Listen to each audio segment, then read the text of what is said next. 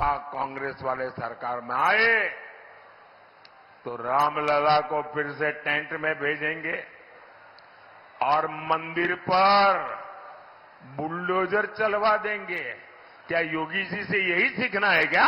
साथियों, ऐसे लोगों तो वोट तो छोड़िए, ऐसी सजा करनी चाहिए, ऐसी सजा करनी चाहिए उनकी जमानत जब्त हो जाए। उसमें से बहुत बड़ा हिस्सा ये लूट करके चले गए। नहीं यार, देश के टुकड़े थोड़े होते हैं, देश के टुकड़े होते हैं। हो गए कि नहीं हो गए? इन्होंने कर दिया कि न कर दिया? ये किसी भी हद तक जा सकते हैं जी। इनका ट्रैक रिकॉर्ड ही ऐसा है। इनके लिए देश वेश कुछ नहीं है भाई। उनके लिए तो उनका परिवार और पावर, यही उनका खेल है। सपा कांग्रेस वाले सरकार में आए तो रामलला को फिर से टेंट में भेजेंगे और मंदिर पर बुलडोजर चलवा देंगे। क्या योगी जी से यही सीखना है क्या?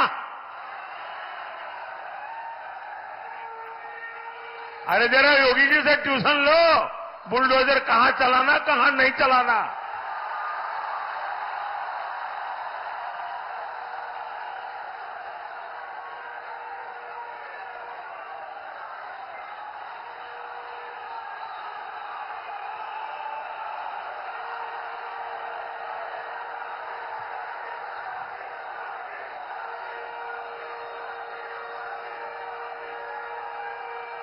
साथियों, ये चुनावी सभा के लिए मैं कहने के लिए नहीं आया हूं। मुझे चिंता है क्योंकि उनका ट्रैक रिकॉर्ड ऐसा है। यही इनकी साजिश है। आप ऐसे लोगों को अगर आप वोट दे सकते हैं क्या? ऐसे लोगों को वोट दे सकते हैं क्या?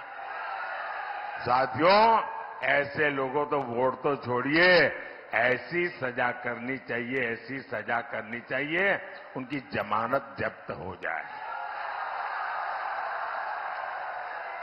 साथियों, सपा कांग्रेस के लिए अपने वोट बैंक से बड़ा कुछ नहीं है।